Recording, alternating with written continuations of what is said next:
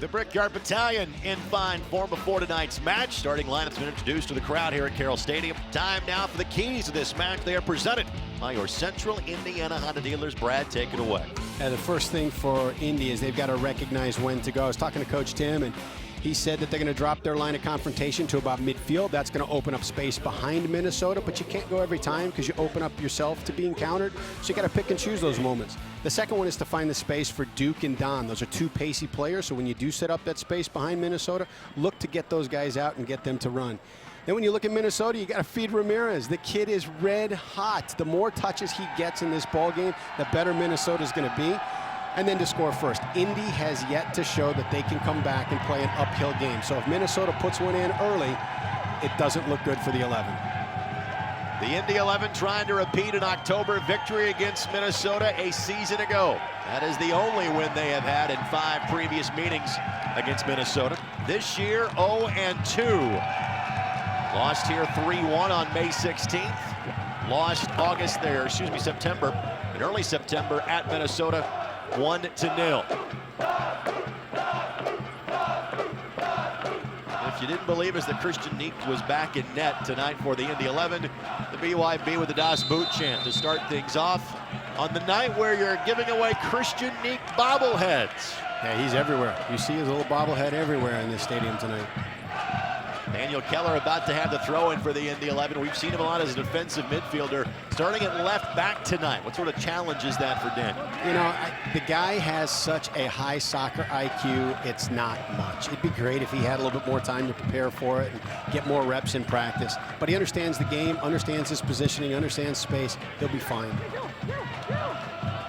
Mares left it for Steinberger, but Steinberger thought that was going to be Don Smart's ball. Steinberger back with the team after missing last Saturday's game. He went back to Houston to play in a friendly against Mexican side Santos Laguna. Kind of a chance to showcase his skills and development for the Houston brass since being loaned to Indy back in late July. Yep, got to keep them happy, got to keep them appraised of how you're developing. And what would be your assessment on Zach's development in his 2.5 months here in Indianapolis? I think he's been a great contributor, and we've used him in a variety of different places. Coming in as an attack, he scored 2 goals when he got put up front. We've had to use him as the outside back, had to use him as a holding midfielder. He's excelled in every one of those spots. Physical play allowed to play on. Mares able to pickpocket that ball away. Finds Marco Franco, who missed last week's match due to a foot injury. He has the most starts this season for the Indy 11. Tried to slide that ball through to Don Smart, couldn't connect on the pass.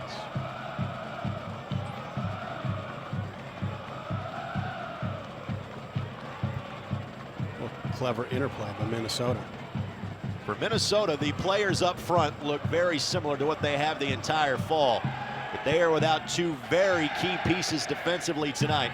Justin Davis and Thiago Calvano both missed tonight's match due to yellow card accumulation.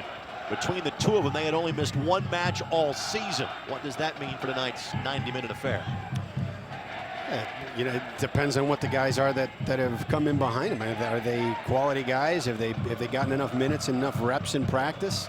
You know, with the guys that Minnesota is throwing up front, if you do your job up there, your back line's not going to be irrelevant, but you're not going to have to lean on them. Brent Coleman gets one of those starting nods. He and his brother Brian, both longtime members of Minnesota United. Foul whistled against the Loons. Smart, the offended party. Free kick coming here. Sammy Njok is the man in goal for Minnesota. They didn't make many changes this year. He is one of them. Matt Van Oekel, their goaltender last year. He's now with FC Edmonton. Sammy has been outstanding between the posts for Minnesota. He was part of Cameroon's World Cup team a year ago. I like him. I mean, he plays with a different level of confidence, a different level of athleticism than Van Oekel did. So I think it's an upgrade for Minnesota. Christian Neek getting his 19th start in this, the 28th match of the season for the Indy 11. He played every minute of every match a season ago for Indy. Has split more time this year, especially in the fall with Keith Cardona. All but 2 of Cardona's starts have come during the fall season. Matt Cardona was in net for both matchups against Minnesota this year. First time they have seen Nick this season.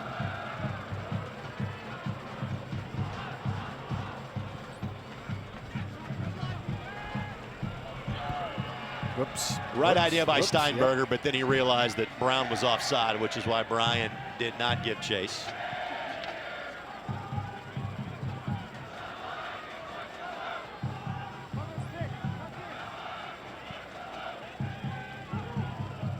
Campos plays this ball forward. And a tough gamble by Janicki there to step in and try and win that ball. Morales there to clean things up. Brown, yeah, he's offside. Yeah, but you can see the philosophy here. It's, try and draw him in, get Brian Brown to sit right on that back line and see if you can just find a pocket for him to chase down. Kenny Lagos on the right-hand side of your screen, his 6th year with Minnesota, and that's such a key part of this franchise. They have had such consistency. Everybody knows where the other guy is going to be. Lagos has done a tremendous job as the coach here for Minnesota United. Yeah, and it's not just the consistency with Manny being here a number of years, but it's a family.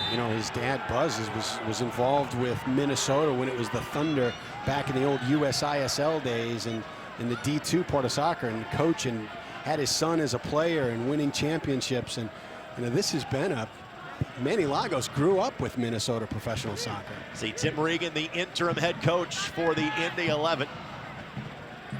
He was the head coach for the final 2 matches of the spring season. Both wins for the Indy 11. Tim's done a very solid job as the man in charge for the final 2/3 of this 2015 campaign. Yeah, the tough thing, you showed the injury report there early on. You don't really get a chance to see what a coach can do when you keep changing the pieces, and the pieces have to go down, and you're sitting there plugging holes in the dam trying to stop it from breaking, rather than saying, okay, here's what we're going to roll out, and we tweak it here and there. He's had to do major overhauls just about every couple weeks. Pena tries to find Steinberger. Zach, a pair of goals on September the 5th for the Indy 11 and a 3-0 victory against Jacksonville. Flags up yet again. Bryan thinks he had his 4th goal of the season. He had one just a couple of weeks ago to get a point at Jacksonville. Let's take a look. He's offside. It's close, but he's offside. I'll tell you though, what a great ball from Don Smart. He was just a half a stride in front of Kevin Venegas. Maybe one more step, and that's a goal. Throw-in coming for the Indy 11. But you like the early aggression that you're seeing here from the Indy 11. I do. I like it. It fits the game plan. They're looking to attack that space back in there, and they're saying, hey, Brian, we don't need you to come back and defend right now. Sit on that last defender. We're going to find the space for you. Dylan Mayer is trying to track this down. He had the second half equalizer on a wonderful play from Ceballos to oh my goodness, what a give touch a wide open opportunity for Maris to score a 4th goal of the year last week. Good pressure. Pressure's a difference maker. Ball sent across. Lacroix couldn't get to it in time. There is speed, and more speed of the kind of 5 forward players tonight for the Indy 11. I like it. I like it. There's Aaron Pitchkillen we showed you on camera, wearing the captain's armband tonight.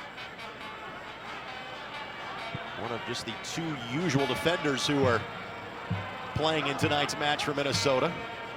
And Brown trying to test some of those new combinations back there tonight here in the early going. And I'll tell you what, they are finding him. Steinberger! Oh, yes!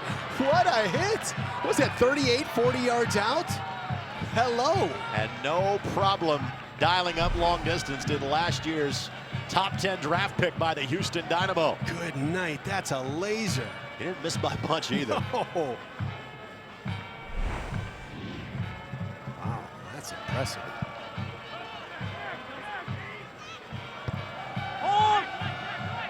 Eric Morales, great step. Find him. I'm sitting for you, I'm sitting for you. Keep going. Good looking ball there. Oh, clever touch. McQuan, an early season addition after he got his degree from the University of Pennsylvania. He has been one of the great finds for this franchise this year. He and Daniel Keller both have been outstanding from day one. Great ball. Smart sends it in. Steinberger couldn't get there. I like it. But the 11 keep giving themselves opportunity after opportunity. And in one sense, we talk about playoff permutations. In another sense, we say, hey, it's what is permutations? What does that probably mean? not going to happen. Fancy way of saying doing math, Brad, is why I drop it. We'll kind of finish that thought in a moment. First, let's remind you tonight's match is brought to us by MyBMV.com. Visit MyBMV.com for a fast, reliable, and easy way to conduct BMV transactions. We'll tell you in one sense that, hey, a playoff berth is unlikely to happen where the Indy 11 sit. They're still mathematically alive. But for that to be the case, they have to win tonight. There is no other way to keep their very faint playoff hopes alive. A draw does them no good. It must be 3, and frankly, they are playing like it here in the early stages. Yeah, and I mean, it's pride. It's your job. It's, you know, whether you're looking for next season or whatever. Your job is to win ball games. So I love the fact that they've come out and they're aggressive and they're attacking. Lacroix was trying to find Keller. Couldn't make the proper touch. Greg Jordan with the ball at his feet now for Minnesota. It's a great look. Great look. Venegas. Keller trying to stay with him step for step. That ball deflected away by Norales. That's well defended, too. I mean, did everything you could do. This portion of the match is brought to us by Community Health Sports Medicine. Dream big, work hard, and finish strong. First corner of this match coming here for Minnesota United.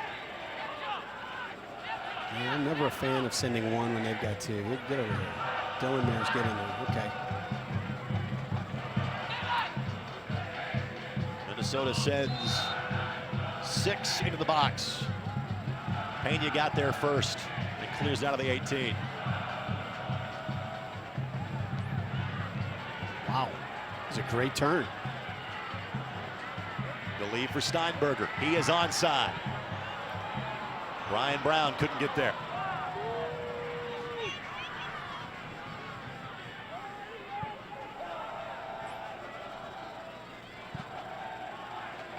Good looking ball here. Mares. Dylan Mares. Left foot. Wow, he danced through some congested traffic there. Dylan missed the better part of 2 months with a knee injury suffered late July, early August, and that really changed the fortunes of this season for the Indy 11. Tough loss. He goes out, he's red hot, he's your leading scorer. Now you have to try and manufacture goals from guys who haven't been playing in that position. And you know, by the time he comes back, it's, you know, he's got to get his fitness back, he's got to get his rhythm back. Other guys are in the lineup. He's got to get his time to gel with the new players. Would have loved to seen how this season could have panned out without him going down. Well, this team has struggled to score without him in the lineup. Simple as that. Dylan played at Indiana University. Played his final year of high school soccer at Zionsville High School. He and Corey Miller both in that group of Zionsville alums that play for the Indy 11. Corey available as a substitute tonight. Greg Janicki gets the nod. I think that's more of kind of a reward for Greg for being a good pro for most of this year. He's brought in to be a starter to bring a great dose of experience to this franchise after winning the league championship in San Antonio a year ago. And simply Miller has beat him out for that starting spot, and that happened towards the latter stages of the spring season. Not the ball that Don Smart was looking to play there. No threat to Njak, and a goal kick coming here from Minnesota. Tonight's yellow and red cards are sponsored by Morello's Uptown Bail Bonds, your central Indiana bail bond agents and proud sponsor of your Indy 11.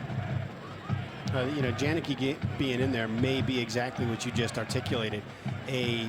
Not just a reward for a guy who understands professional soccer and is, you know, what Tim says is he is 100% every practice. The volume is never turned down for him. But it also shows the younger guys, hey, this is who you need to be if this is what you want as your career. Janicki, a Michigan State grad. He doesn't know the result of the football game that happened between they and Michigan. He's going to want to see the highlight at the end of this match. I'm gutted by that.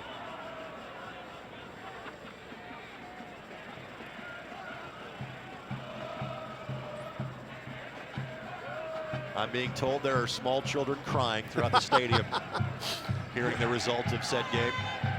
Well, the result, you can live with the result, but how it happened is horrific.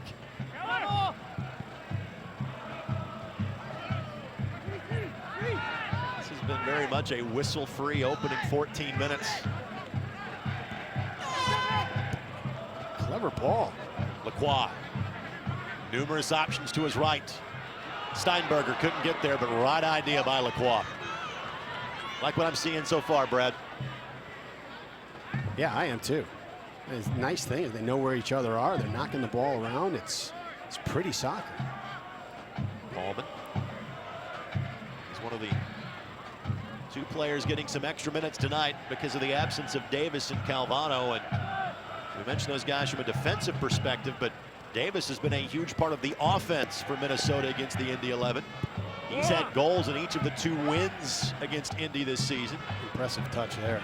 Venegas plays this across. Thankfully, nobody was there for Minnesota. Campos could not get there in time. A threatening pass that does not damage the Indy 11 here in the early stages. He settles this ball from, over his shoulder. It's an incredible touch here. Good ball. Janicki was step for step with Campos. Those guys, in fact, former teammates in 2012 in San Antonio. Campos has a pretty impressive track record, not only in this league, but he was part of an MLS Cup championship team with Real Salt Lake back in 2009.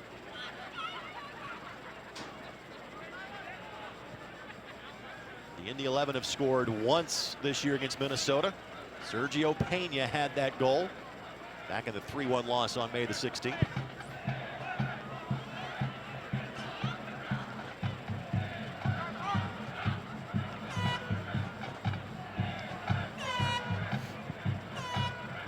Too strong from Marco Franco. You talk about a couple guys being out for card accumulation and some new pieces in the back line. By design, you don't want to do it as a coach to test some guys. However, you're heading into the playoff run. It is nice to know what the guys on your bench can bring in a match that has some value to it. And for Minnesota, they know they are in the postseason. They know they are no worse than the 3 seed. But every additional win gets them one step closer to home playoff games. Now that's important, but in another sense, recent history of Minnesota tells them maybe don't put too much stock in that. Here's a look at Campos. Got a boot to it, but never anything close to on goal, and it'll be a goal kick for Christian Neat. To finish the thought, Minnesota won the spring, led the fall most of the way last year. San Antonio got them the last weekend of the season. But Minnesota had that first game at home, would have had the second game at home from having won the combined point standings and got beat the opening night by Fort Lauderdale. So they can tell you, hey, being at home is nice. Making sure you're playing your best soccer at the end, that's what's most important. And that's what I think it is. I think it's the momentum. They come out with an unbelievable spring and just pretty much run the table and put themselves into the championship. And then, not that they took their foot off the gas, but you saw a little bit of that with New York this year. They lock it up in the spring, came out a little bit flat in the fall. And then so you wonder, do you have your edge when you're heading into these critical games? And so now the way Minnesota has played out this year, they're peaking at this time where they're rolling into the championship. Their last loss, August the 5th, at the New York Cosmos. Another loss the opening weekend of the fall season at Carolina. Lacroix, Steinberger. Could never get in a shooting scenario. Great turn. Give and go. Mares onside. Flicks it forward. Swept away. Son of a gun. Mares takes a tumble. He's playing on a banged up knee. You hope he's all right. And Jock doesn't get the save. A defender does. We remain in a 0-0 scoreline here in the 19th minute. Great composure. Great composure. It's Aaron Pitchkulin that knocked that ball away. Let's not lie, it wasn't exactly screaming towards the back of the net, but no. A good play nonetheless.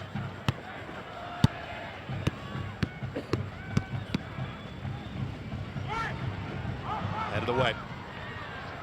Lacroix. Wow. Can't get up there. Bears behind Janicki.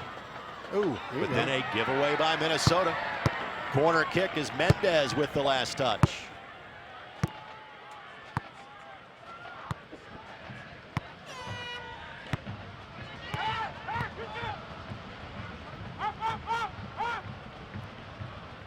Another opportunity. Steered away by Minnesota. Possession most certainly tilted in favor of the Indy 11 in the early stages. Wow. Well, I mentioned the fact it's been a whistle-free game so far. That's a good thing as I say that for the 11. Jose Carlos Rivero is our match referee tonight. And he's apparently not being paid by said whistle. I like it though. You know, if you keep it up, then everybody knows. Hey, within 30 seconds, that was very consistent. Yeah. Probably a foul going both directions. Played through it. Yeah, and everybody knows what's allowed. And Minnesota on the fly. Mayor's got a boot to it. Norales sweeps it away, and now Steinberger heads the other direction. That was the first time Minnesota had really committed major numbers forward. Smart with Brown. Couldn't get to it. Lacroix not in time as well. Venegas sends it outside of the 18.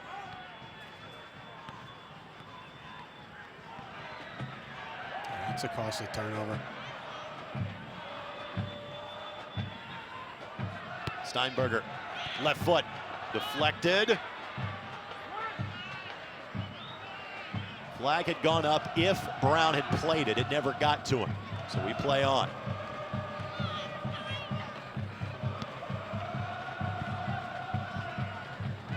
Lacroix Great sends it touch. across. Coleman, the clearance.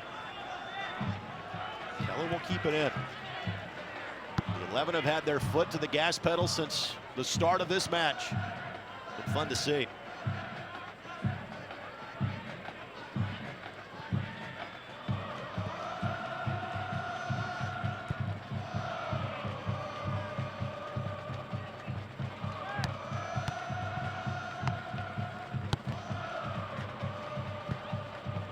Good luck.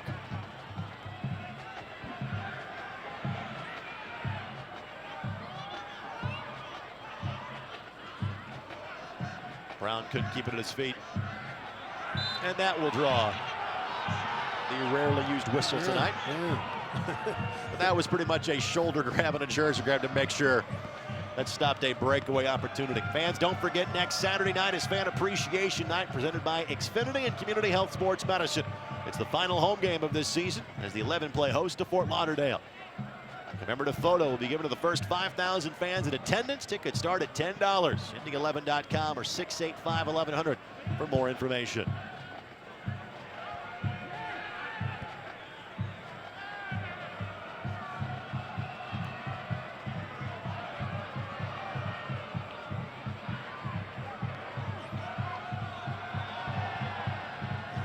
Can't have that. That's one of those ones that's costly. When you are in transition and you're looking to counter and all your numbers are going up, you can't have the turnover because you just don't have the shape to defend.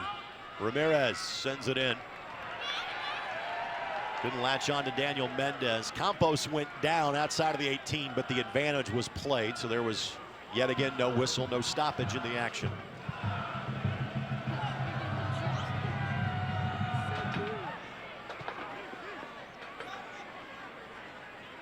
This Minnesota club has scored a league-high 50 goals this year.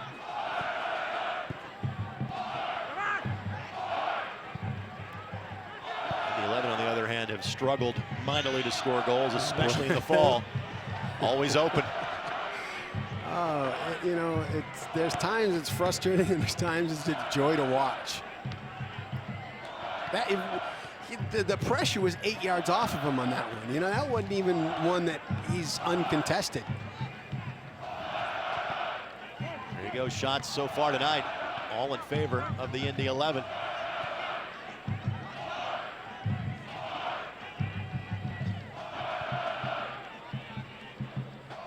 Worked the track back by Don Smart. We have sung his defensive praises numerous times throughout the course of the fall. perhaps hasn't had the offensive impact that he had for this club a season ago. But defensively, a much better player. Ramirez, the leave, trying to play it forward to Campos, just couldn't get on the right step that time for Mendez. Yeah, clever interplay. And that's, big compliment to Don Smart, because the one thing that they really needed for him to do was to be a little bit more committed defensively. And very often in this game, when you grab something, you have to give something up. And so some of his punch going forward has gone.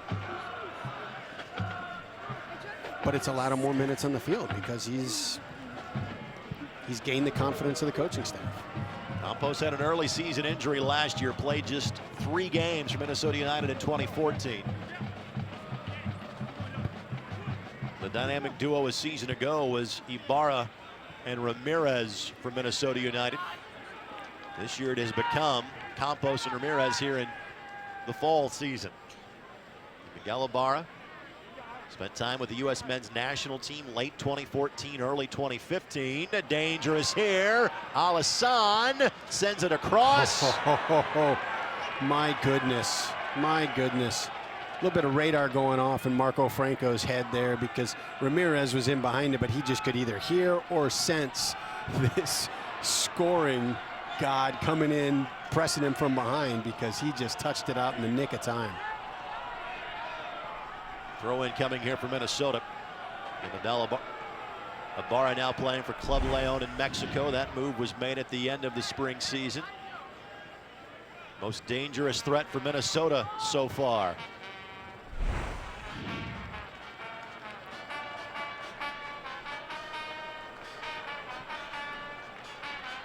At the hands of Christian Neekt. This portion of tonight's match is brought to us by the Flaherty and Collins Depot. The Depot and Nickel Plate Luxury Apartments, your first and last stop.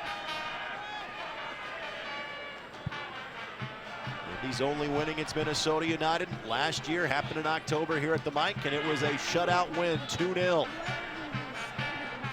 I'll tell you what, I love the way Brian Brown fights for positioning and fights for space when he serves as the target for the 11. Campos has it taken away by Franco. Marco in his first full season with the Indy 11, finished the year on loan from the Chicago Fire over the last 2 months of the 2014 campaign. And here's the situation. You got the back line pulled up high. You got a couple of speedsters dancing right on the end. Everybody's kind of hitting the reset button here momentarily. Just getting everybody organized, getting your formation set. This match pretty much has been about charging forward for the Indy 11 until right about now. Yeah. Morales says it's time to go again. Smart. Great turn. Sends Get it in there. Coleman deflects it. I don't think Brian Brown was expecting a missed clearance there. Oh. And Franco draws the whistle. Ibsen commits the foul. Ibsen, one of the new members of the Minnesota squad this year, and like most of the guys that are not from the States, they are from Brazil. Calvano, Ibsen, Campos, Iago, and Vicencini, who is injured and out tonight, all natives of Brazil. If you go to the Minnesota United's website, they actually have a clinic coming up they call Samba Soccer. Just a slight Brazilian feel on this team. Daniel Mendez also a part of that group as well. Should not leave him out. He too joined Pablo Campos on the NASL's Team of the Week last week. They were the 2 goal scorers in the win against Fort Lauderdale.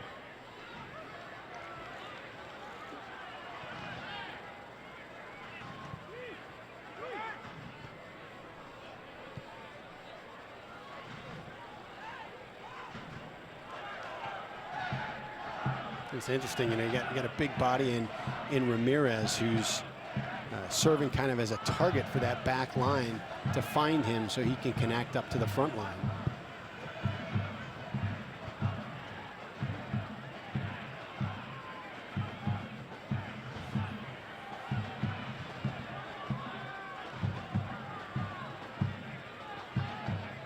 Great ball.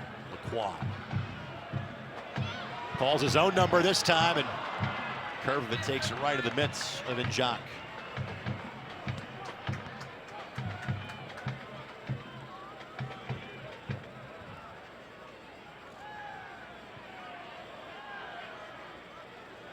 This is Alassane. 2 scored for Minnesota back in the May 16th win against the Indy 11. You saw him have a gorgeous goal in that highlight reel that we showed you to begin our broadcast. Not sure if that'll make the candidacy of the goal of the year in the North American Soccer League. There have been some great ones this year. Oh my goodness, yeah. Just by the Indy 11 alone. Last year's goal of the year was from Christian Ramirez. Not surprising, he had 20 of them last year. And it came against the Indy 11 in their 5-1 win last August against Indy. Coleman really didn't need to play that, but did. Fans, this reminder for home, auto, business, and more. Choose Indiana Members Credit Union. They're keeping it simple.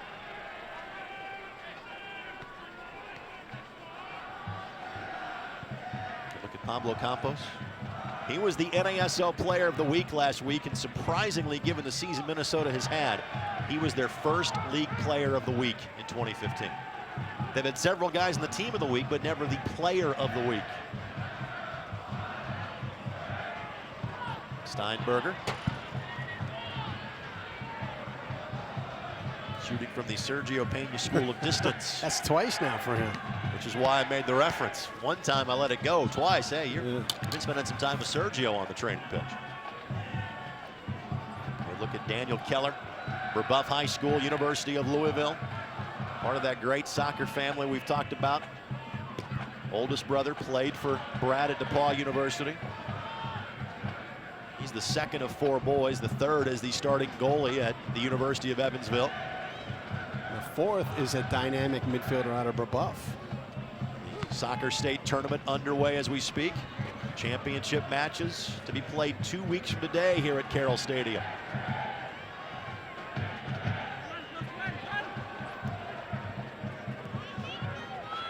The youngest of the Keller brothers was on the state runner-up a year ago at Brebeuf High School. Lacroix, Mares. Oh, that's a great idea, though. That's a great idea. And Dillon can't step in front of it. Keller hustles back to get into their body in front of Ramirez. Pena takes it away. Slides it through for Brown. Oh, couldn't keep it in play. Clever to get it, just not the room there to do that move. It's been everything but the finish for the Indy 11. I like kind of not just the speed they have played with tonight, but the speed of thought they have played with tonight. I agree. The short combinations up top. You know, you just look at the last week, it's 2-3 touches and then no shot. And now it's 2-3 touches, but it's 2-3 guys involved in that.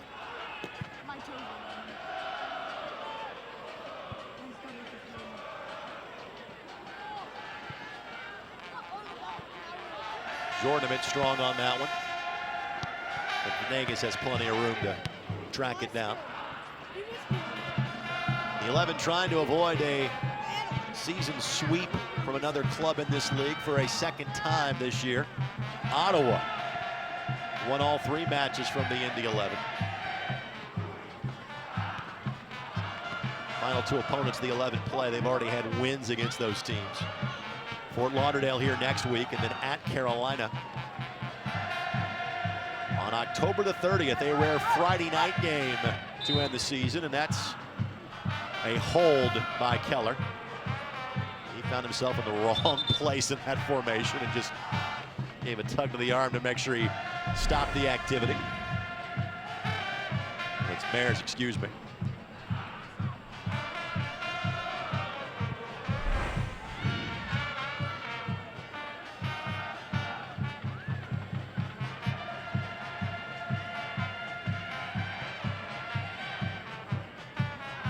There are 3 other matches taking place in the league tonight. They all had 7:30 starts. And all of them because of the fact that no team has been eliminated from the playoff chase just yet. All of them had playoff implications. That's really incredible. When you think about it, can you think of any other, you do other sports, right? I mean, I've seen you do something couple, like yeah. basketball or something. Mares here, Lacroix couldn't get through Venegas. When you look at the 80th, 85th, 90th percent of the season being done, have you ever seen a sport where every team is still alive? I'm sure it's happened, but it doesn't happen very often. Campos whistled for the foul. Neek's gonna restart quickly. Venegas probably saved the first goal from happening by just getting a toe to it. Size 10 versus size 9 shoe. That's what made the difference right there. Oh! I take it you didn't agree with that call. Well, you know, I didn't agree with it in real time here, but he motioned that he was off and came back on.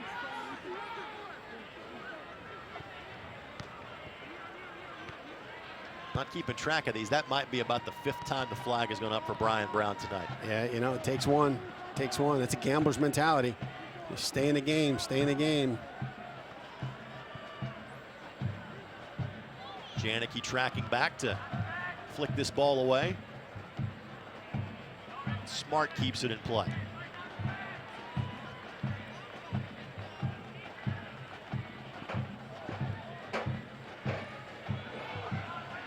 Take Donnie.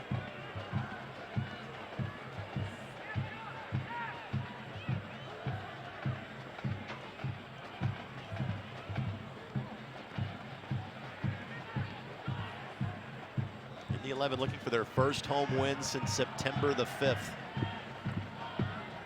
Let's remind your fans, for standing stats and all the latest league news, visit NASL.com.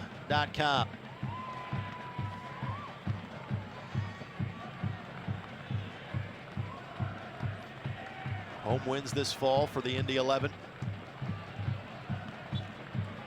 Against Tampa Bay in August, Carolina in July, and that aforementioned game against Jacksonville on September the 5th. Those are the only wins this fall for the Indy 11. They've got just one more road match to try to get a road win this fall.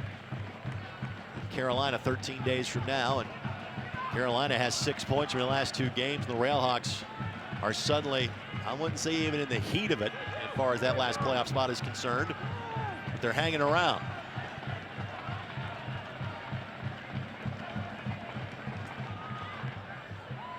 For whatever reason, that has always been a team that Indy has matched up with very well, Carolina.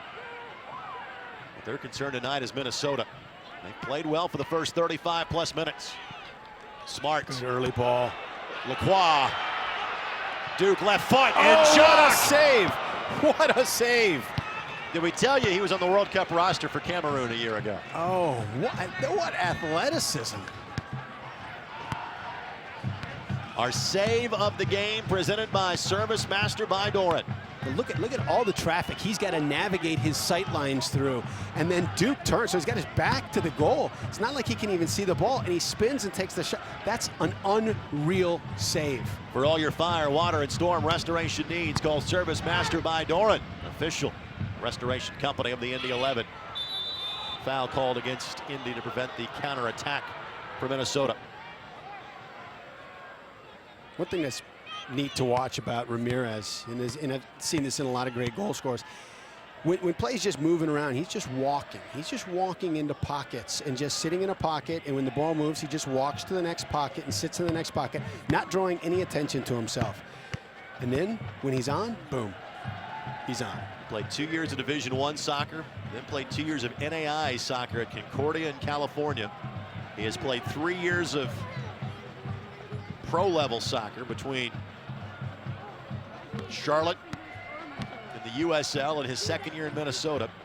He has scored double-digit goals every year of his professional career.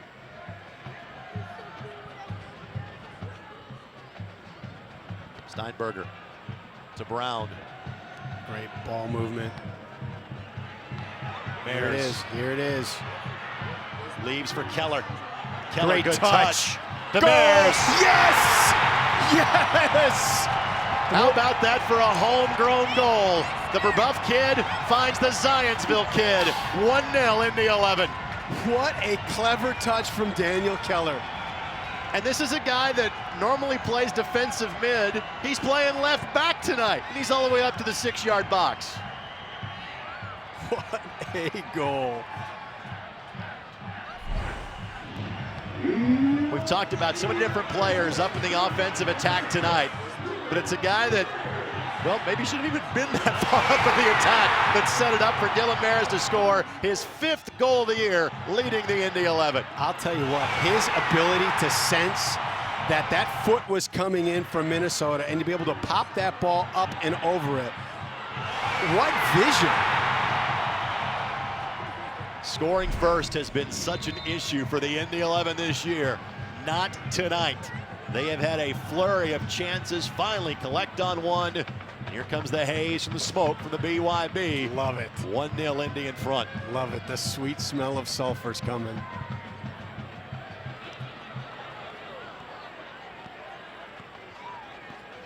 Wow. In a lot of other scenarios, sometimes you get that 1-goal lead, you change your tactics, you kind of park the bus. That's not the position the Indy 11 are in tonight. No, and love it. I love the carefree way that they're playing.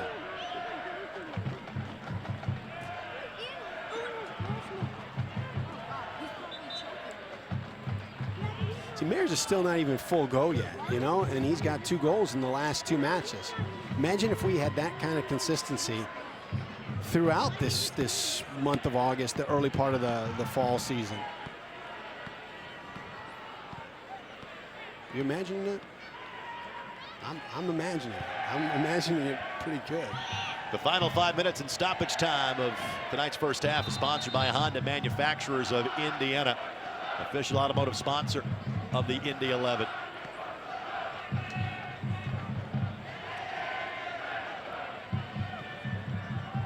For Dylan Maris, tonight is his 19th match of the season.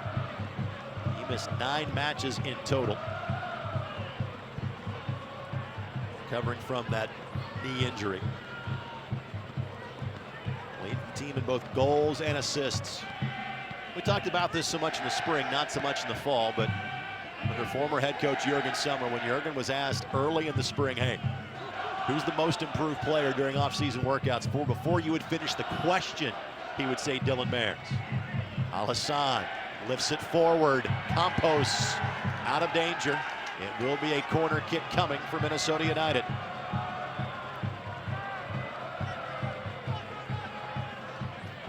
Certainly they are cheering this result here in Indianapolis, but because Ottawa doesn't play until tomorrow, I guarantee you folks in Ottawa are watching this game and are giving a healthy attaboy to Keller and Maris right now. Pena flicks it away. Jordan. Whoa. Coleman. Neekt is there. Yeah, can't have that mental lapse. I know it's a defender that's coming up. It's not a guy that's usually sitting in that pocket, but you can't have 2 guys sitting in the top of the 18 unmarked.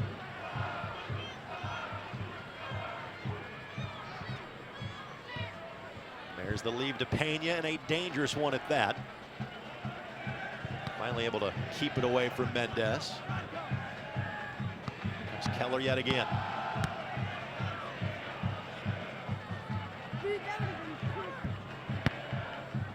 Good look by Steinberger to switch things up.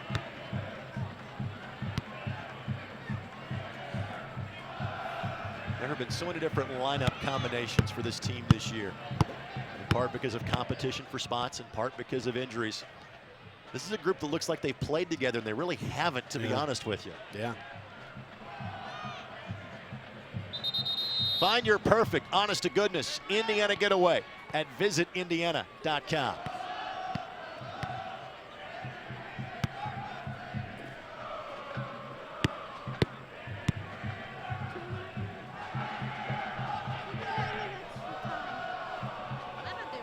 Throw in coming here for Indy. You would expect a minimal amount of stoppage time, because again, we've been so whistle free.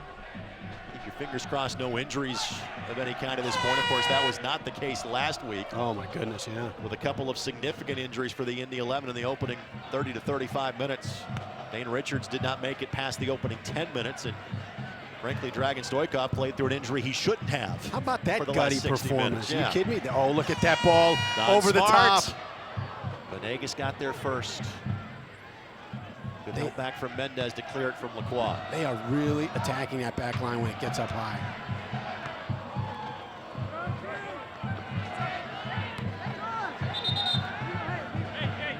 Now they'll go to the Indy 11. There was a good shoulder, but never a touch from the boot of an Indy 11 player. That's why it was ruled to be an Indy 11 throw-in. Speaking of shoulders, and going back to your point, Stoikov takes a hard tackle in the corner, what, 15, 20 minutes into the match? Yep. And it was down, and he's a tough kid, down for a significant amount of time, and then played through it.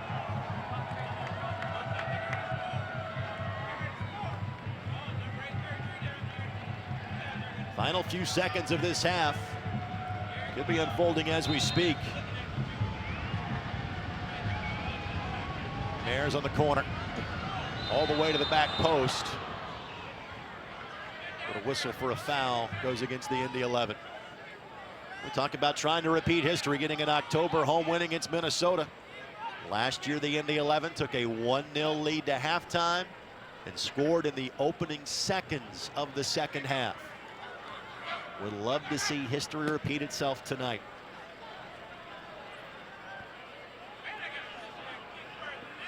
Al-Hassan. Flicked away. Steinberger trying to launch Brown. And that's it. We were told first half. No stoppage time. They weren't lying about it. I noticed that each of these two teams are taking a little more time to stay in tonight and get warm before coming out here for the last 45 minutes. Yeah, it makes it difficult. You know, it's late in the year, and you got just enough time to start having things tighten up inside from not playing. So stay warm in there, do a little bit more stretching before coming out here. And, you know, some of the guys that maybe didn't get some minutes probably need to get some touches on the ball here as well. But these are the temperatures with which Minnesota is going to be playing over the course of these next several weeks.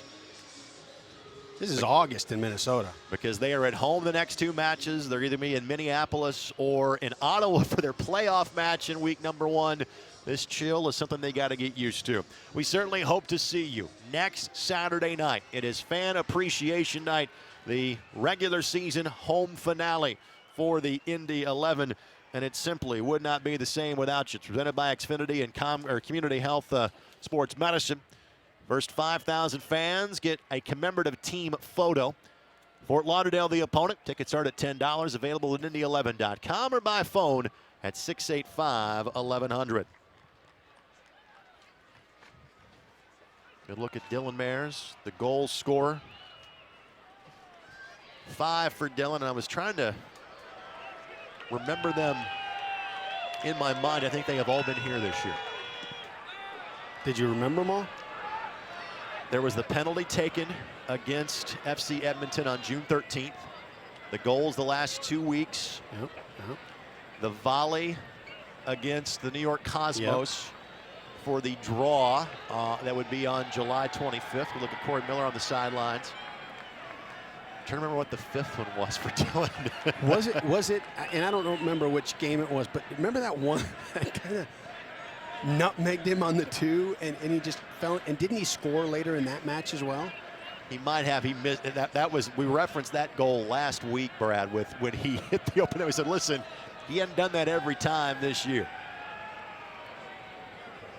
Dylan's had an outstanding year. The only thing that has curtailed in any way has been that knee injury, and he's adding to that, and certainly he's a young man we want and expect to see back here a year from now. Oh, and I'll tell you what, you know, next year too, with because last year he got minutes here and there, start here and there, and played a little bit of a role. But this year he is the engine when he's in there clicking. This telecast is brought to you in part by Rickers, the official convenience store of the Indy 11. Sign up for Rickers Rewards 2.0 today. Get pumped, get points, get cash. More info at RickersRewards.com.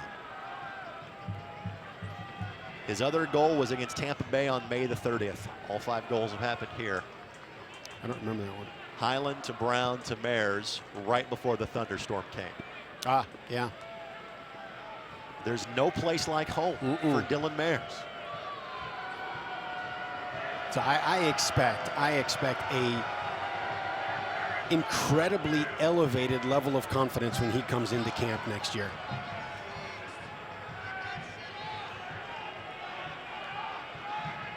Teams, of course, switch ends, which means that Sammy and Jock is going to hear it from the Brickyard Battalion. And of note, the Indy 11 are making a change off the jumps. I'm not sure if Eric Norales is dealing with an injury issue, but Corey Miller is in. Eric Norales is out. So a substitution to start the second 45 for the Indy 11. Always good to see Corey, but concerned that we're not seeing Eric Norales back out for half number 2. Iron Man, he's the guy that you pencil in every week. So it will be interesting to find out what that change was brought from. Janicki and Miller have played a lot together this year because of some matches that Norales has missed. And I know that Tim Regan kind of views all 3 of those guys as starting caliber defensive players. But you always like to have Norales on the field when given the opportunity. So that's a bit disconcerting. With that, we're underway in half number 2. Well, not just is he such a solid defender, but he becomes an offensive threat on all kinds of restarts, whether he's taking them or whether he's the guy that's going up fighting for it in the air and putting it past the keeper. He's your best weapon on set pieces. There's no doubt about that.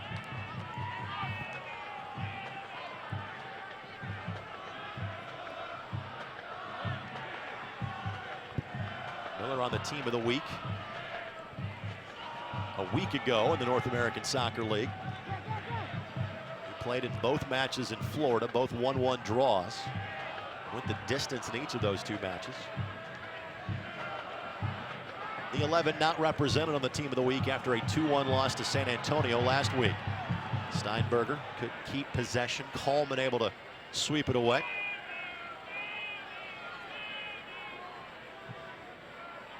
The 11, by the way, dressed 1 fewer player than you're allowed to because of injuries tonight. Keith Cardona, the reserve goalie. 5 positional subs dressed tonight for Tim Regan. The others, Jaime Frias, Brad Ring, Woj, and Marvin Ceballos. Onside this time, Brian Brown. The lead for Smart. Oh, what a hit. Didn't miss it by much. No. With a perfect angle at that. Just curved that one around the front post. He went for that little window at the bottom of the front post and almost had it. Take a look here in our Buffalo Wild Wings replay. You saw the reaction from Njak. I'm not sure if that thing's just to the left if he gets there in time.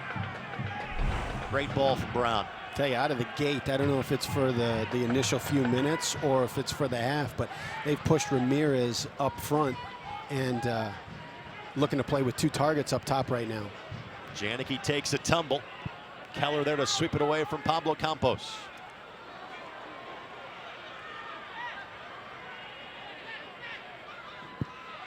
Oh, great early ball. Not sure if Don thought he might have been offside or just realized he couldn't get there. He kind of held up on that run before the ball came down.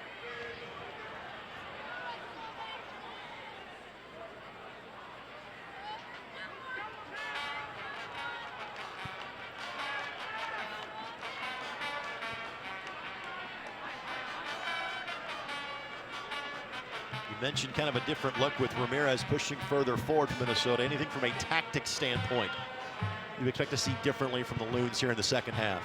Well, they have a little bit of a look right now of trying to go over the top with Indy. It could look as they were moving that ball across the back line. They're all taking a look up to see if there is a pocket to put that ball in for Ramirez or Campos. Good work by Franco. He'll join the attack. Smart trying to find Brian Brown.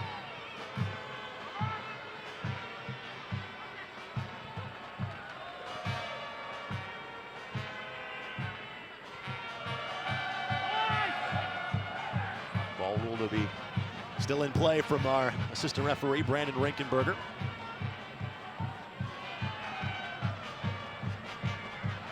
And you won that one cleanly. Good play. Minnesota didn't think so. Mares. Get another one. The leave. That's a goal kick. Last touch by Lacroix. What vision? What sense just to know, one, who's the guy that's behind you, Duke, know his pace, know his speed, know he's going to be following you, and then just to leave that ball out there for him. Good pressure by Jordan to break up Duke's timing on that play. Tonight's match is brought to us by MyBMV.com. Visit MyBMV.com for a fast, reliable, and an easy way to use, or an easy way to conduct BMV transactions.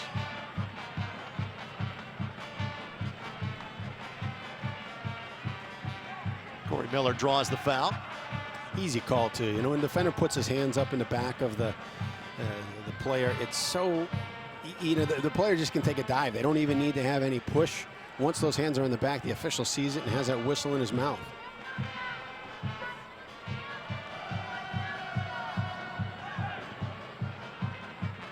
I'm not sure if I'd call that a relaxed look from Tim Regan, but a relaxed pose from Tim. Just kind of sitting, arms folded on the sidelines right now. That might be in relation to the conversation he had with our referee, Jose Carlos Rivero, at the end of the first half, which was rather one-sided and demonstrative, as in, I don't want to hear another word from you. Now he's back up and pacing on the sidelines. This portion of tonight's match is brought to us by Diodora. 65 years of fine Italian styling.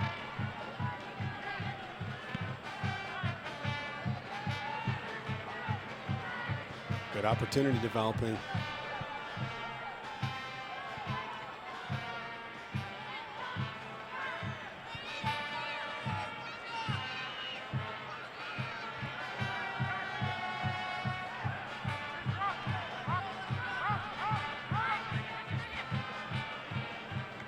Franco the run going. Smart's ball just a bit too strong. It's a good thought. Good thought. Franco needs to hustle back to there, and kind of Smart will fall back and help fill that spot for now.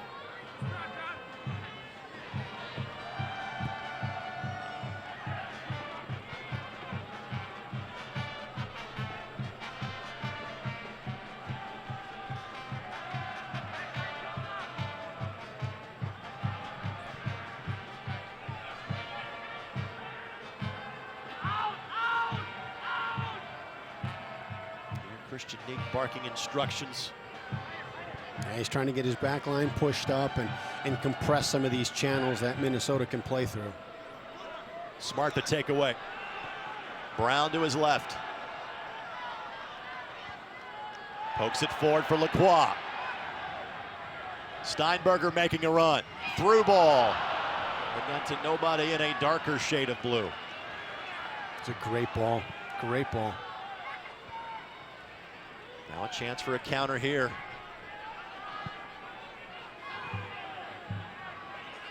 It was a counter that got San Antonio a 1-goal lead last week. Giuseppe Gentile the first goal. Chris Tierpak had the winner late in that one.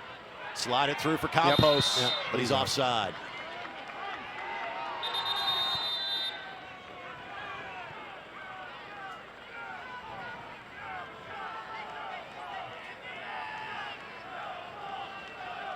About to see another substitution. And Daniel Mendez is going to exit for Minnesota.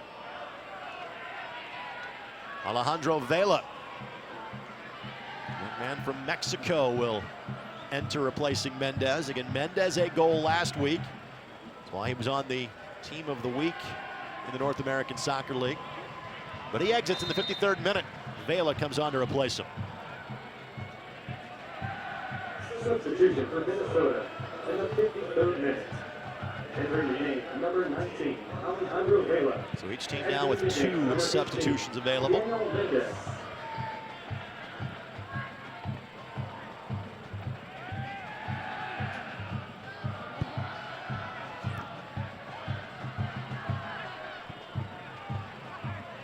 The passing has been on point and on target from the Indy 11 tonight. Different team.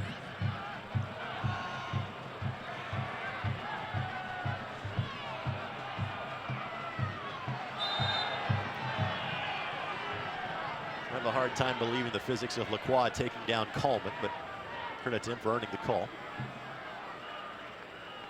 And those are I mean, there was a foul there. It's a frustrating one Agreed. too, because Kelman's got nowhere to go there. Duke's pressing him in the right space in the right way.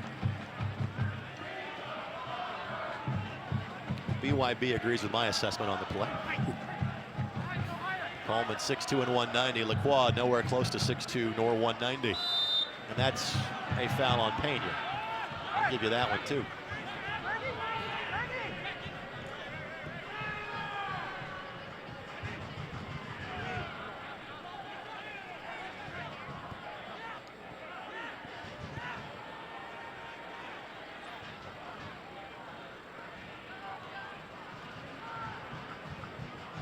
And a point does the Indy 11 no good. To keep their faint playoff hopes alive, it has to be 3. Steinberger. Great touch. For Smart. Plays Love it it. across. Love it. Brown. Love it. Back of the net. What a great early ball by Don Smart. He recognizes that the back line is high, doesn't look to attack the edge and attack this defender, plays it back in there for Brian Brown. One of the Reggae boys is not here tonight in Dane Richards. The other two combined on the goal. Don Smart, Brian Brown, 2-goal lead for Indy 11. Your Indy 11 goal scored in the 55th minute by number 9. And even though he won't officially get an assist, let's give the hockey assist to Zach Steinberger. Did a great job setting this up. Oh, love it, love it. And the fact that it was one-touch ball, too. There's nothing Minnesota could do to defend it. If Don tries to take another touch on it, they can recover, they can get back into those pockets. What a finish, too, by Brian Brown. I mean, he puts it right off the post. Goal number 4 this season for Bryant.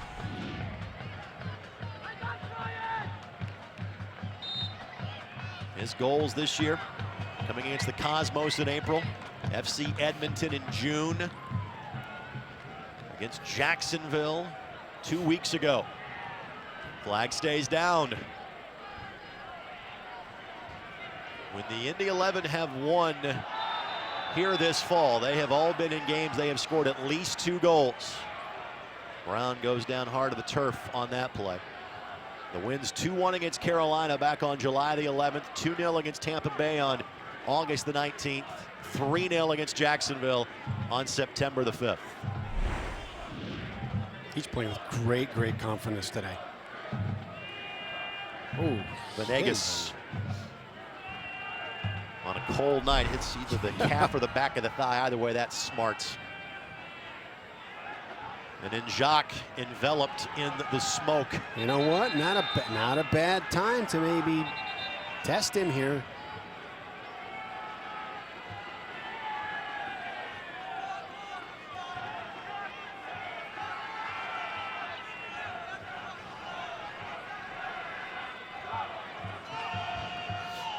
We're holding up on time here for something, not exactly sure what.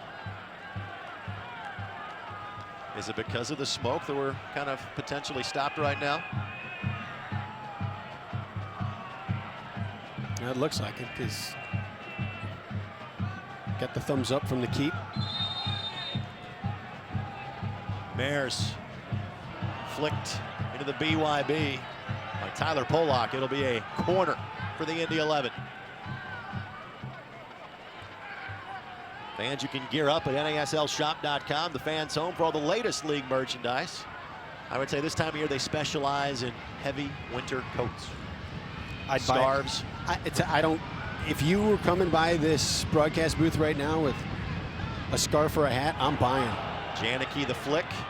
Oh. Pena tried to line up the bicycle, couldn't do it. And now Janicki races back to get to the other end. The launch on the restart by Njok. Great distribution. 4 navy blue shirts around Pablo Campos. In the 11 trying to repeat history, get a 2-goal win over the Minnesota United deep into October as it did a year ago. That was the first Indy 11 home league win. And that Indy 11 team was easily out of the playoff hunt by that stage, but finished the year by winning consecutive home matches against the 2 best teams in the league, Minnesota and San Antonio. They haven't had that type of season-ending flourish this year compared to last year. They're trying to have a singular moment here tonight. Ramirez races back. A little friendly fire. Janicki's clearance hit Keller, but he sweeps it away.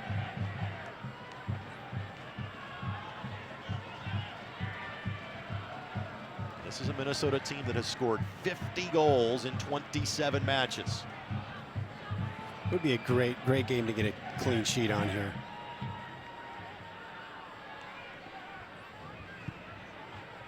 That's a lovely ball. This is Vela. Plays it across. Miller attached to the hip pocket of Ramirez. It is a corner coming for Minnesota.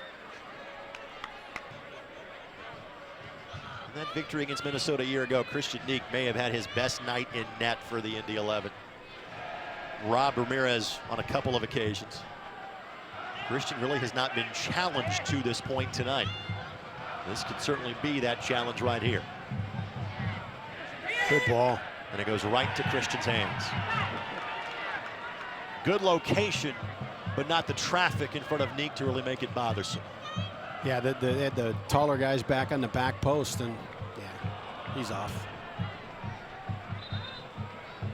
And that's one of those ones that you got some height on the front side, just a little flick, a little touch past the keeper.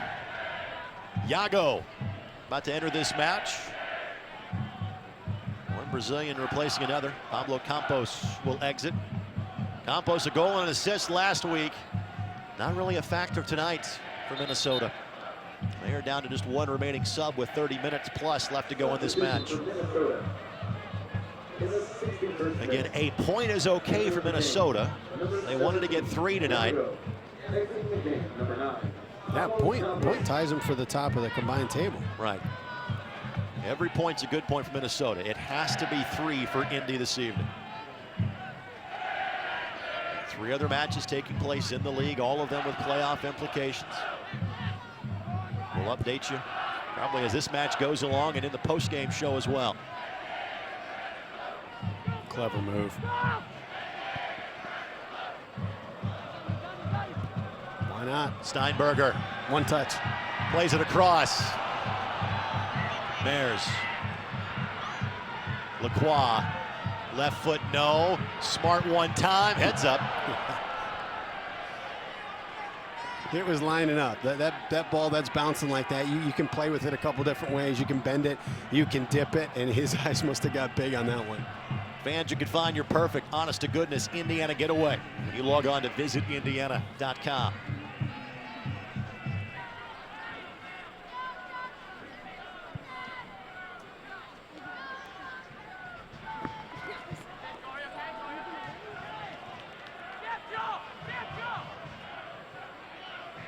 Tim Regan, 2 subs available at his discretion. But right now, the play has been so good from the 5 guys up top. You don't want to change a thing right now. Yeah, you got a good rhythm going.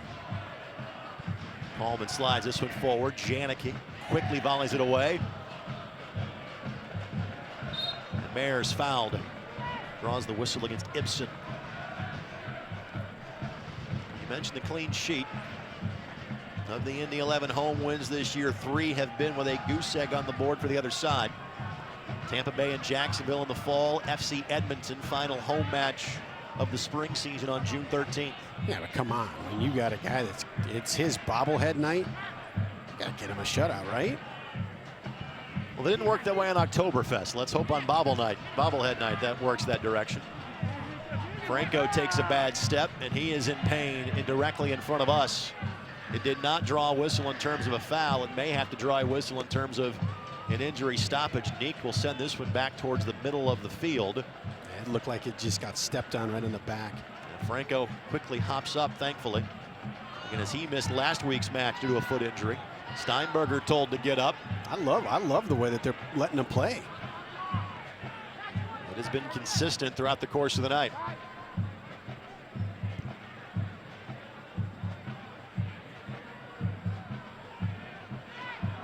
Mares to Brown. How about it? Trying to split 2 defenders. It's all Brian. There's no help. Now Smart's making a run, but I'm not sure Brown can turn and get it to him. Lacroix. Bears, Lacroix.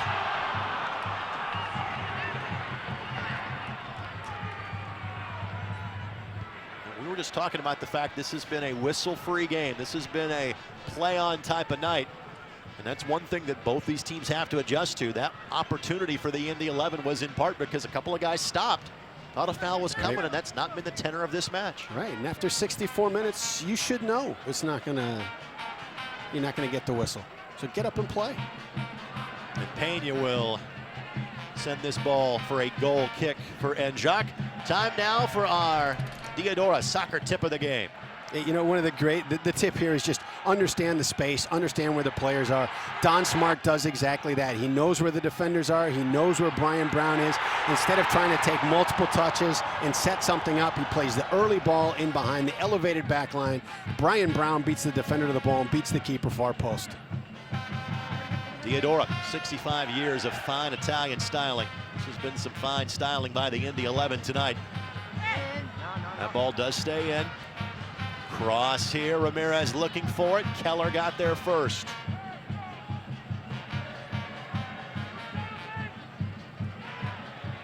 Al-Hassan. Now Vela.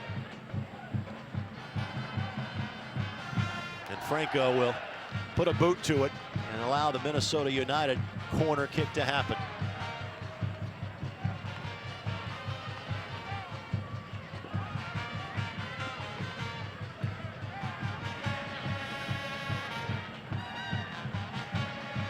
Time it's Venegas that will take it. Love the pink kicks, by the way. Deflected in. Volleyed away. It was beaten that time. It was Don Smart that cleared it. Yago. Again in front of the 6. That's in another corner. This is really the first bit of nervousness we've seen from the Indy 11 tonight. And it's Minnesota pressing to try and get something going. 2-0 is a tough lead. That next goal changes the momentum.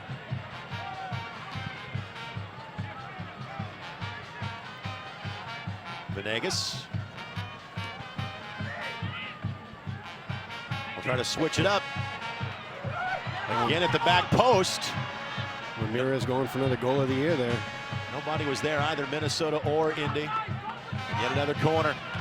This corner will come right in front of the traveling section of fans that made the trip from Minnesota. They've been waving the flag all night long. Looking for something to smile about on a chilly night. This ball in. Keller got there first. Steinberger. Good touch. Now a chance to breathe for Indy. Miller making the long distance run. He's on. Flag stays down. Great Brian touch. Brown. Njak is there. Big save by Njak. He's made a couple of outstanding ones tonight. This time the flag is up on Steinberger. And now Corey Miller will race quickly back to the other end. And you can see it, as soon as Don Smart got that ball, he took a look right up to find out where Brian Brown was. Was he on the edge? Was he at a place where he could go? Boom, he hits that early ball again. Minnesota has their 3rd substitution at the 4th official. And at this point in the game, you know, is it Ramirez? Are you saying, okay, look, if it is, you're pretty much saying we're not going for the point today. Janicki with the collision. Big hit. Big hit, Craig Janicki. And we're going to stop play just to make sure the player is okay, and that might change who the substitution needs to be. Tyler Polak is the player that is down in pain because you generally do not win physical challenges with Greg Janicki.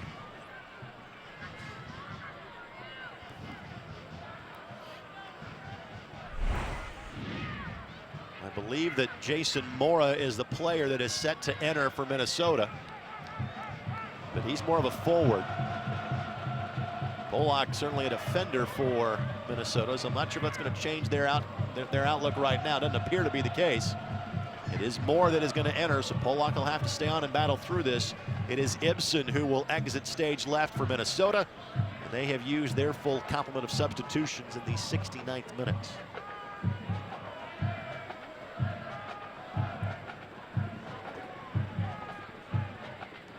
We mentioned this a couple of times in the first half, but some key pieces out tonight for Minnesota.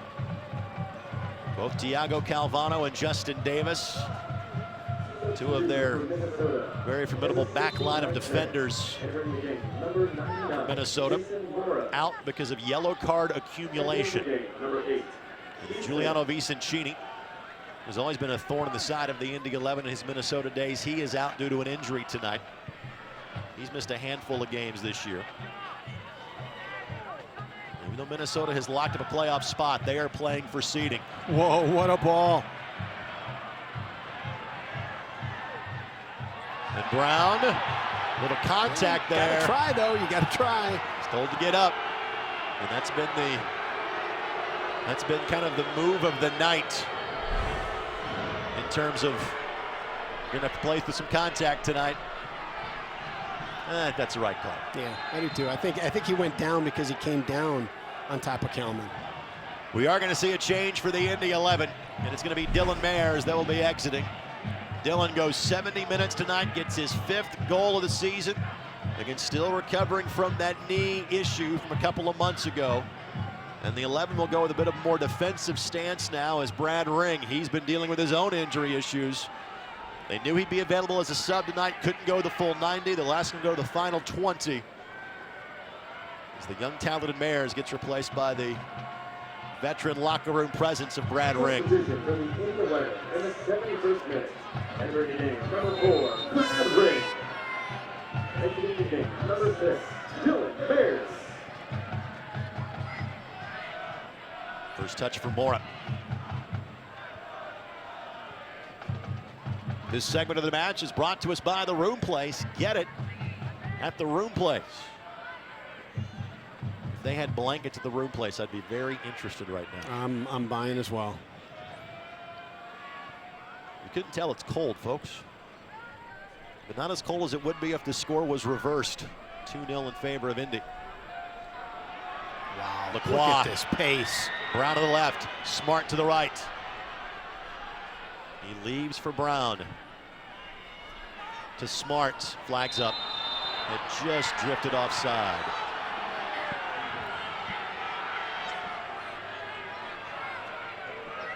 Love what you're seeing tonight from the Indy 11. Come back and see them next Saturday night for Fan Appreciation Night, presented by Xfinity and Community Health Sports Medicine. Final home game of the season against Fort Lauderdale. First 5,000 fans in attendance get a commemorative team picture. Tickets start at $10, available Indy11.com or by phone at 685-1100. Good read.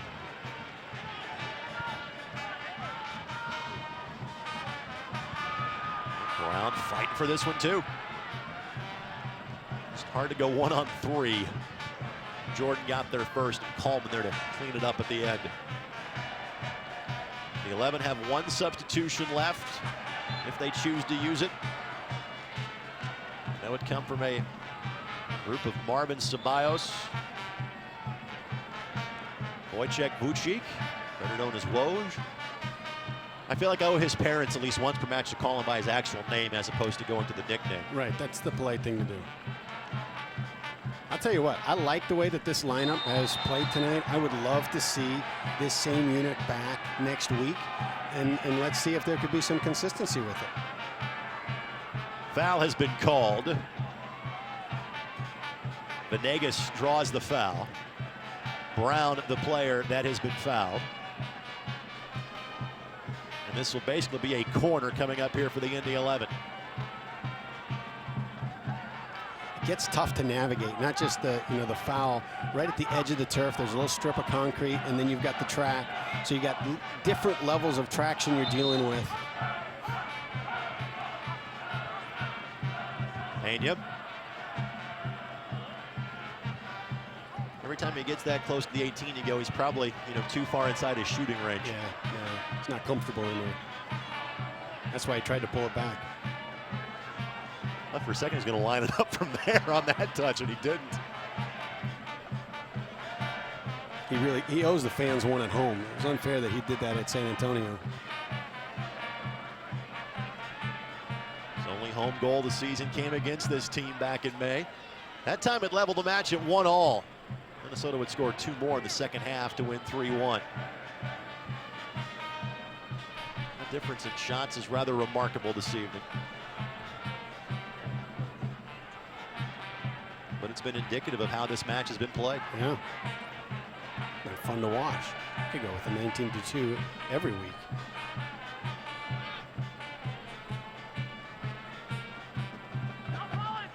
And that's a foul on Pena.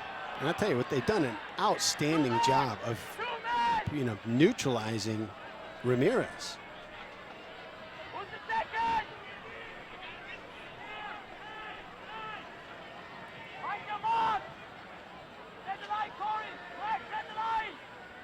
A couple ways of looking at that. Saying maybe he's due. Second in the league in goals scored is Ramirez with 11. Pino of Fort Lauderdale with 15. Ball in. Vela got there first. Jordan keeps it in. Coleman plays it to space. Pena got there first and takes a great deflection for the 11 off Khalif Halassan. Rowan coming here for Indy.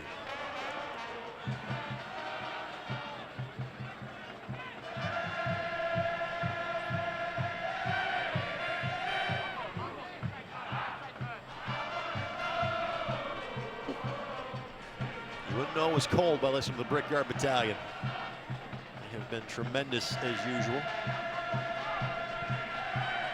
Could be dangerous here. Warlock steps in front of it. And Franco does the same.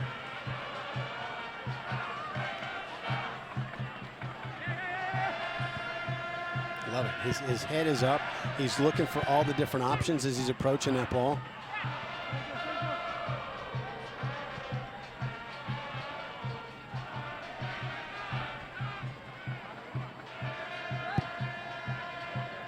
It's a good ball. It's enough backspin to slow that down. Smart. Why not? Why not? Had to create a little space with Pollock, and it kind of threw off his rhythm going for the goal. Now Keller stepping forward and giving chase, pressuring Mora. You got him pinned in. Now Keller will require some help getting back. Yeah, that's frustrating. We spend that much energy to get a guy in the right spot, and you're pressing him in the back in that corner like that. And then he just is able to wedge that ball out, and you look behind you and nobody stepped into that space behind to pick up that next guy. That can be frustrating. Iago, the player that was fouled by Brad Ring.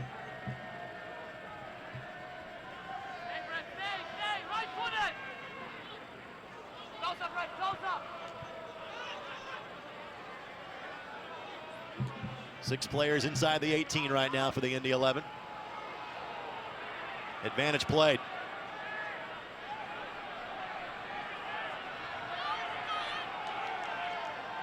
Steinberger times the pass to Smart beautifully. Don Smart. That was his one play. He was just simply trying to power it through, and Jacques Sammy's up to the challenge, but it is a corner for the Indy 11. And every corner at this juncture, lads, take a little more time off the clock. Brilliant ball by Zach. Just absolutely brilliant. Tucked it in behind the defender. I love those kind of passes. This is three-dimensional stuff that a lot of guys don't see. The run hasn't developed. The space isn't fully there. He's already put the ball into that place. That's high-level stuff, right?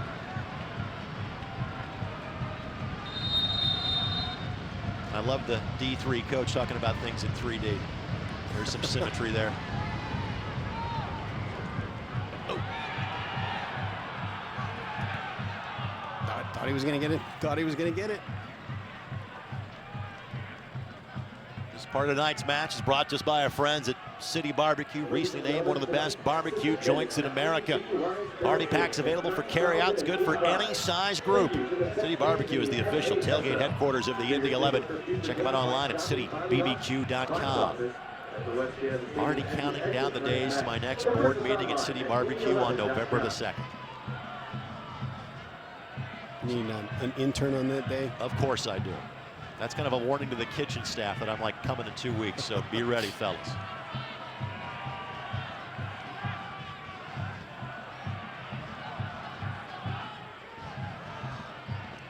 pressure's been there all night from Indy 11. They've pressed everywhere and everything. It's fantastic. The energy level, the commitment to the game plan, everything has just been on point.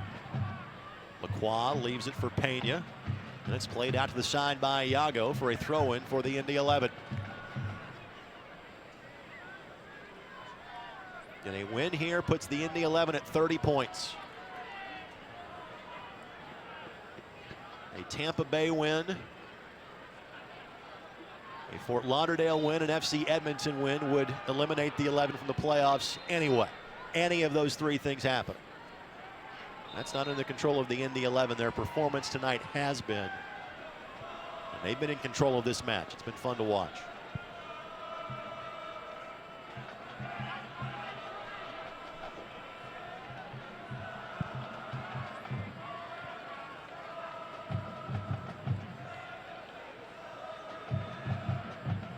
Wow. Whoa. Thought that was a clean steal. And how this match has been called, that has been up until that point. Keller again. Keller's been phenomenal tonight. And that is going to draw a card.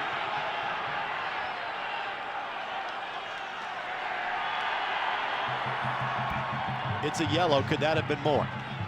Could have. Could have. I mean, he wasn't the last defender, and you know, while he's sprinting down the sidelines, he's not in a overly threatening position right there. Our yellow cards are brought to us by Morella's Uptown Bail Bonds. Central Indiana Bail Bond Agents and proud sponsor of the Indy 11. Now Keller took a hard tumble on that hip. That's our first yellow of the night.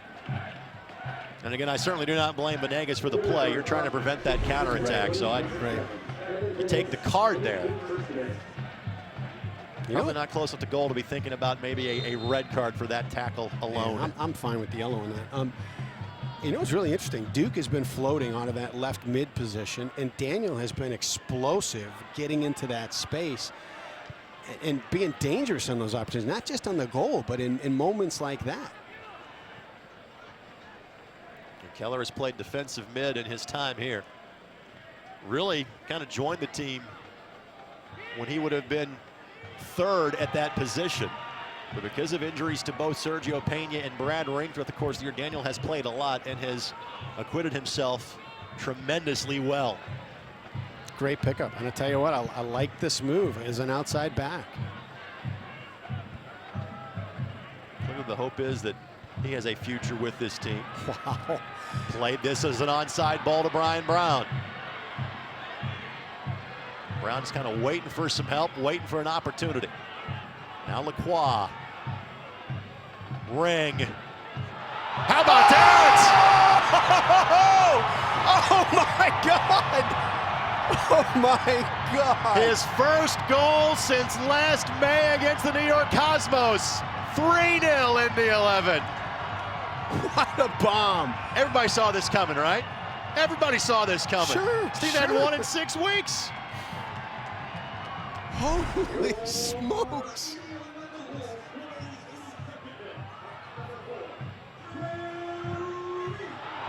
Oh my word! Look at this thing. At this point, the BYB might run out of smoke. Wow! What a hit!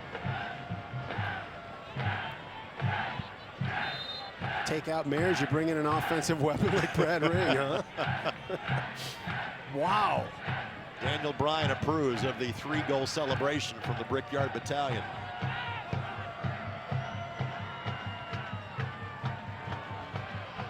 Yeah, you saw Polak get leveled by Janicki.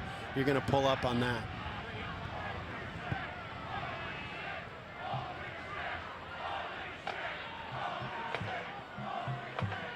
The 11 going for their third 3-goal home win of the season. FC Edmonton 3-0, Jacksonville 3-0. Doing that against a team that had lost twice in the fall and had not lost in over 2 months. It's a bit of a different story. Okay, I'm an optimist. We got to do the math on where things sit here at the end of this game pretty quick. because the way that they're playing tonight, bring on anybody in the league. We will update the out-of-town scoreboard shortly.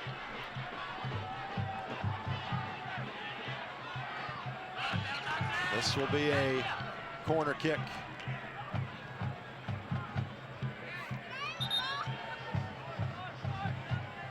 Wow.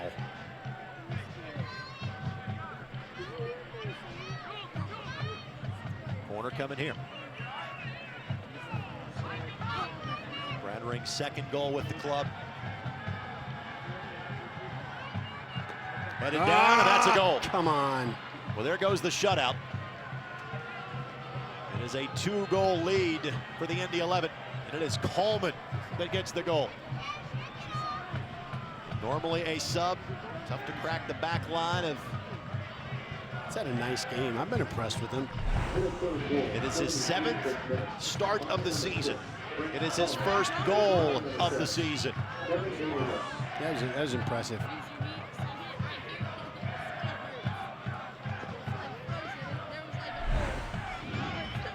Well, that goal, a bit of bad news for the Indy 11. In terms of the playoff chances, here's the worst news for the Indy 11. Fort Lauderdale's leading Carolina 4-0. How much time left? Not enough at 4-0. By the way, the final substitution for the Indy 11 will see Marvin Ceballos enter. I think it was supposed to be for Duke Lacroix, but it might be for Brian Brown. As Brown was down on the turf, the trainer kind of escorting him towards the sideline. So the plan was that Lacroix was going to exit, Ceballos was going to enter. Now they will change that to Brown. So Brown's night is done. He's fought hard. He's at 85 minutes hard. Other scores from around the league, Jacksonville leading Edmonton 3-2. That deals a crippling blow to Edmonton's playoff chances. And Atlanta and Tampa Bay 0-0 second half. So if those results all hold, that moves Fort Lauderdale into the 4th and final playoff spot. With 2 weekends left to play, and if memory serves me correctly, Fort Lauderdale actually has an additional game to play midweek. They would have 3 games left to go. As opposed to Edmonton, after tonight, has just 1 match left this season. That's next Sunday against Jacksonville. The final moments of tonight's match are brought to us by your Central Indiana Honda dealers, official automotive sponsor of the Indy 11. So again, we said the playoff math was beyond unlikely. That has worsened even despite the outstanding performance by the Indy 11 tonight. This is about the fun of it. This is about saying you're beating one of the better teams in the league. This is about going all Bull Durham on them and saying, you know, winning it's like better than losing. That's what these final few minutes are about for the Indy 11.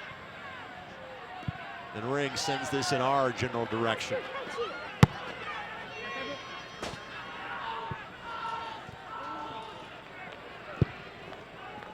So no shutout for Christian Neek tonight. I'm sure he'll be all smiles just the same if this result can hold.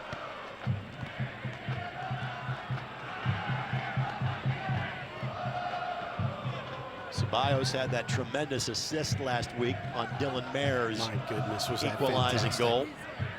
And Marvin has one of the goals of the year for the Indy 11, that 3rd goal against Jacksonville. He's a special player. He's fun to watch. By the way, the 3 goals allowed for Minnesota, they allowed 3 to Carolina in the opening match of the fall. That came back on July 4th weekend. That's a total that is rarely allowed by this club. Uh-oh. Neeked Well done. with the play. Well done. Time now for our Axis home attendance. 9,085 purchase tickets for this one. Axis Luxury Apartments downtown revolves around you. Oh, yay. Venegas down for Minnesota.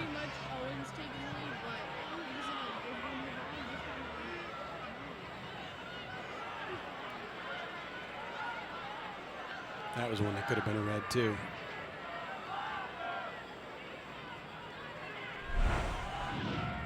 Take a look here.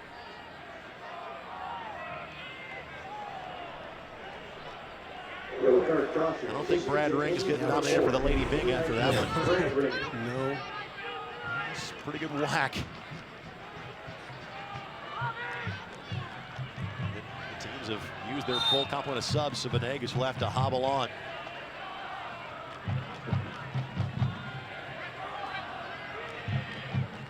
Miller gets there. He's been so good in the air. He's been good on the pitch as well, but that maybe is his calling card, his ability to sky up and get those. Been absolutely fantastic in the air. 3 minutes is what we're told stoppage time will be. Vela looking for Coleman. Coleman got there first. Neek got there next. Then contact from Pitchkillen. And here comes Greg Janicki, who will play the role of enforcer for the Indy 11. Christian's a pretty big fella. He can take care of himself, but when you make contact like with a goalie, that draws the attention of everybody else on the field. And Coleman being pulled out of the pile, and then he wisely sprints away. He'll pick up a yellow as well. Again, the good news, and to Pitchland's credit, he tried to pull up there, so it was really more about kind of other players jumping in just to. It made that maybe worse than it really was. I'm sure there's some frustration with Minnesota right now. They did not expect this kind of a result. The good news for Minnesota is you're missing a couple of key players tonight. They are back next week. They finished with Atlanta and San Antonio, do Minnesota. Calvano and Davis return a week from now. They decided to add an additional minute of stoppage time. It'll be 4. And now Ceballos whistled for the foul. Yet again, Coleman defying the laws of physics in going to the turf. Well up. And that'll be whistled as a foul against Minnesota.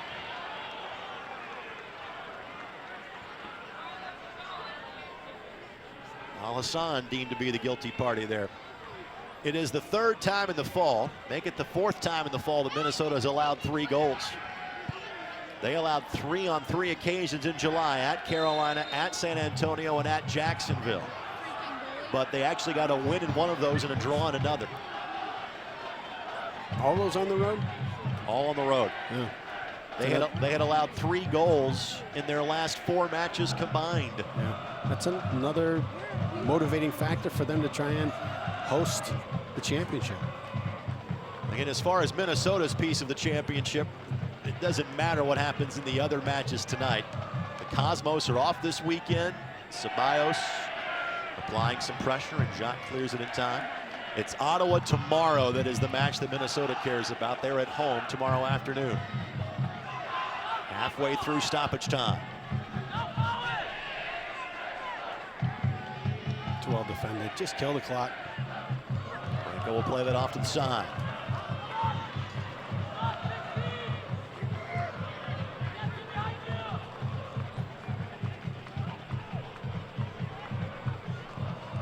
It's a well-served ball. Al-Hassan, Miller got ahead to it.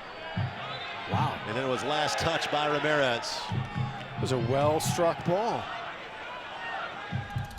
Time now for our Schlage lockdown play of the game. For unmatched security, a variety of styles and finishes. Choose Schlage. Strong has a name. Speaking of finishes, how about that one from Dylan Mayers? You can't write a script better than that. Every part of that play is perfect. Other goals in the second half coming from Brian Brown and Brad Ring. Coleman a tally for Minnesota to make it 3-1. Smart, not sure if he's looking for more. He's going to walk this ball to the corner at this point. And the answer is the latter.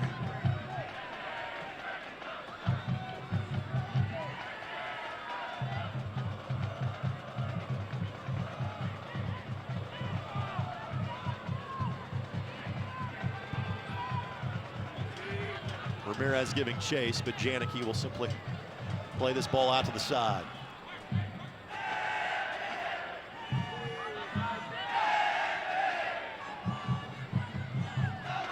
Al-Hassan scored here in May.